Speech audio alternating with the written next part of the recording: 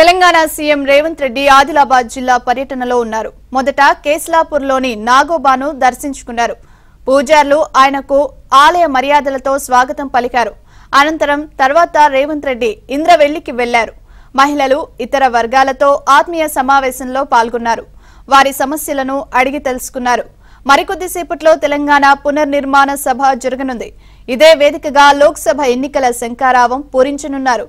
తర్వాత అమరవీరులకు నివాళులు అర్పించి స్మృతి వనానికి శంకుస్థాపన చేయనున్నారు.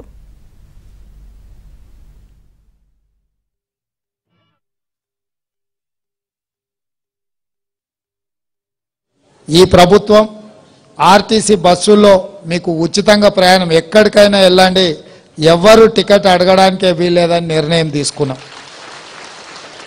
అదేవిధంగా ఆ ఇళ్ల దీపం పథకం ద్వారా మీకు సిలిండరు గ్యాస్ పొయ్యి ఇస్తే 4 నూర్లకు ఆ ఇళ్ల సిలిండర్ ఉండే. ఆ ఇళ్ల మీరు కట్టెల పొయ్యితో కష్టాలు అడవి బాట పట్టి కట్టెలు తెచ్చి వండి ఆ పొగగొట్టం ఊది ఆ పొగ ఊపిరితిత్తులకు పోయి ఆడబిడ్డలు క్యాన్సర్ వచ్చి చచ్చిపోతుంటే వాళ్ళ కష్టాలను దృష్టిలో పెట్టుకొని గ్యాస్ పొయ్యి సిలిండర్ 400 రూపాయలకు ఆ ఇల్లు ఇచ్చారు. కేసీఆర్ గారు నరేంద్ర మోడీ గారు వచ్చి అది 1200 చేశారు. ఇవాళ సిలిండర్ కొనుక్కునే పరిస్థితి లేదు, మళ్ళీ అడవి బాట పట్టి కట్టెలు కొట్టుకొచ్చుకునే పరిస్థితి వచ్చింది. అందుకే తొందరలోనే మీ అందరినీ ఆ కష్టాల నుంచి బయటకు తీసుకురావడానికి 500 రూపాయలకే మీ ఇంటికాడ సిలిండర్ ఇచ్చే కార్యక్రమాన్ని, ఇవన్నీ కార్యక్రమాలు ఎందుకు తీసుకుంటున్నామంటే ఆడబిడ్డలను ఆత్మగౌరవంతో బ్రతికే విధంగా, ఆడబిడ్డలు మంచిగా ఉన్నప్పుడే ఇల్లు బాగుంటుంది. అందుకే పెద్దలు చెప్పిండ్రు ఇల్లును చూడు ఇల్లాలిని చూడు అని. ఇల్లు ఉండే విధానాన్ని బట్టి ఇల్లాలు ఆలోచన కానీ ఇల్లాలు విధానము మనకు అర్థమవుతుందని తొందరలోనే మీకు 500 రూపాయలకే సిలిండర్ ఇవ్వడానికి మన కోశాధికారి మన ఆర్థిక మంత్రి బట్టి విక్రమార్క గారు తొందరలోనే మనకు అనుమతి ఇవ్వబోతున్నాడు. తొందరలోనే ప్రియాంక గాంధీ గారిని పిలుచుకొని 1,00,000 మంది ఆడబిడ్డల్ని అందరం ఒక్క దగ్గర కూర్చొని ఈ 500 రూపాయలకే సిలిండర్ కార్యక్రమాన్ని కూడా మనం ముందుకు తీసుకెళ్దామని చెప్పి మీ అందరికీ నేను ఈ సందర్భంగా విజ్ఞప్తి చేస్తున్నా. అదేవిధంగా ఇంటి కరెంటు బిల్లు కూడా ఈరోజు విపరీతంగా వస్తుంది. కష్టపడి గ్రూపులలో మీరు మిగిలించుకున్నది కరెంటు బిల్లుకే పోతుంది. అందుకే తొందరలోనే 200 యూనిట్ల వరకు గత సంవత్సరం మీరు ఎంత విద్యుత్ వాడుకున్నారో రాబోయే సంవత్సరం ఆ స్థాయిలో మీకు ఉచితంగా ఇంటి కరెంటు బిల్లులు కట్టాల్సిన పని లేకుండా మీకు అందరు కూడా ఉచితంగా విద్యుత్ ఇవ్వాలని 200 యూనిట్ల వరకు. ఎందుకంటే కరెంటు బిల్లు పైసలు ఇంటి ఆమెనే కట్టమంటాడు. ఆయనకి ఏదన్నా వస్తే పోయి బెల్ట్ షాప్ కాడ ఇచ్చొస్తాడు కానీ కరెంటు బిల్లు అయితే కట్టాడు. అంతేనా?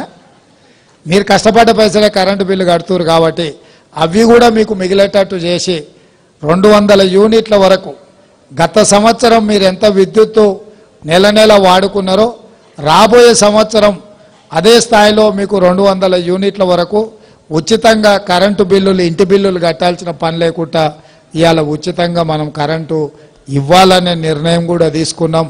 పెద్ద ఎత్తున ఆడబిడ్డల కోసం ముఖ్యంగా సంఘాల కోసం మహాలక్ష్మి గ్రూపుల కోసం నిర్ణయాలు తీసుకుంటున్నాం. భవిష్యత్తులో కూడా స్కూల్ పిల్లలకు అందరికీ బట్టలు కుట్టే కార్యక్రమం పెద్ద కంపెనీలకి ఇవ్వకుండా సంఘాలకే ఇవ్వాలని ఆలోచన చేస్తున్నాం. దాని మీద కూడా తొందరలోనే నిర్ణయం తీసుకొని కుట్టు మిషన్లను కూడా మీకు అందుబాటులోకి తీసుకొచ్చి వాటి ద్వారా మీరు మంచిగా సంపాదించుకునే విధంగా నగదు మీ చేతిలో ఉండే విధంగా ఈ ప్రభుత్వం నిర్ణయం తీసుకోబోతుంది. ఈరోజు బ్యాంకుల లింకేజ్ కింద మన చీఫ్ సెక్రటరీ గారు కూడా శాంతికుమార్ గారు కూడా ఒక మహిళ, మీ కష్టాలు తెలిసిన వారు నాకు సూచన చేశారు. మనం ఆదిలాబాద్ వెళ్తున్నాం, అక్కడ సంఘాలు ఇవాళ 95 కోట్ల రూపాయలు వాళ్ళ చేతిలో బ్యాంకులలో ఉన్నాయి. మనం బ్యాంకు లింకేజ్ కింద 60 కోట్ల రూపాయలు వాళ్ళకి ఇవ్వాలని చెప్పి చీఫ్ సెక్రటరీ గారు ఇవాళ నిర్ణయం తీసుకొని మీకు అందరికీ ఇచ్చేసిండ్రు. అదేవిధంగా కొండా సురేఖ గారు కూడా అక్క ఈరోజు మీ అందరి దగ్గరకు వచ్చారు కాబట్టి 60 కోట్ల రూపాయల బ్యాంకు లింకేజ్ది కూడా ఇప్పుడు చెక్కు మీకు ఇవ్వబోతున్నామని, మీకోసం మీ గౌరవం నిలబెట్టడం కోసం మీ చేతిలో నగదు ఉండే విధంగా ఈ ప్రభుత్వం పనిచేస్తుందని తెలియజేస్తూ మీ అందరి దగ్గర సెలవు తీసుకుంటున్నాను. ఎందుకంటే ముందర ఇంకా చాలా కార్యక్రమాలు ఉన్నాయి. మిగతా వివరాలన్నీ అక్కడ చెప్తే ఇవాళ గుడిలో 5 కోట్ల రూపాయలు గోపురాలకు కట్టిన వాటిని ప్రారంభించినాం.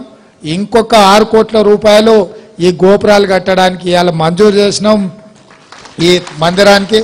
అదేవిధంగా తాగునీటి కోసం, అదేవిధంగా మిగతా వ్యవస్థల కోసం కూడా ఇంకొక 1 కోటి రూపాయలు కూడా ఇవాళ గుడి కోసమే మంజూరు చేసి 7 కోట్ల రూపాయలు ఈరోజు గుడి అభివృద్ధి కోసం కూడా మన ప్రభుత్వం మంజూరు చేసింది. ఇవన్నీ కూడా మీరు ఆశీర్వదించి ఇందిరమ్మ రాజ్యం తెచ్చుకున్నారు. ఇందిరమ్మ రాజ్యం వస్తేనే పేదోళ్లకు మేలు జరుగుతుంది.